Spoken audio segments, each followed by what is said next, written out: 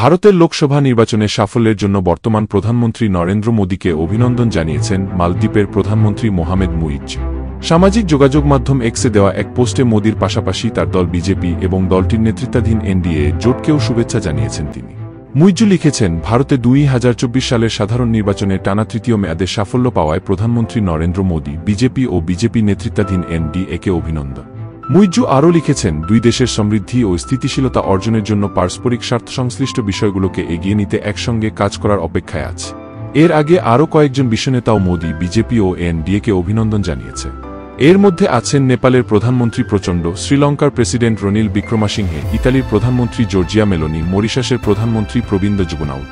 লোকসভার 543টি আসনের সবকটির চূড়ান্ত ফলাফল ইতিমধ্যে পাওয়া গেছে। ভারতের নির্বাচন কমিশনের ওয়েবসাইটে প্রকাশিত ফল অনুযায়ী 240 আসনে জয় পেয়েছে ক্ষমতাসীন দল বিজেপি, 99টি আসনে জয় পেয়েছে প্রধান বিরোধী দল কংগ্রেস। অন্য দলগুলোর মধ্যে সমাজবাদী পার্টি এসপি 37টি, তৃণমূল কংগ্রেস 29টি, ডিএমকে 22টি, তেলেগু দেশম পার্টি 16টি, জনতা দল জেডিইউ 12টি, শিবসেনা উদ্ভব 9টি, Nationalist Congress Party NCP SP 8টি ও শিবসেনা এস 7টি আসনে জয় পেয়েছে।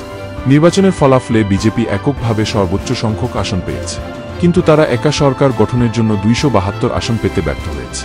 তাই বিজেপিকে সরকার গড়তে হলে নির্ভর করতে হবে প্রধানত দুই শরিক নীতীশ কুমারের জেডিইউ ও অন্ধ্রপ্রদেশের চন্দ্রবাবু নাইডুর দল তেলেগু দেশম পার্টির উপর।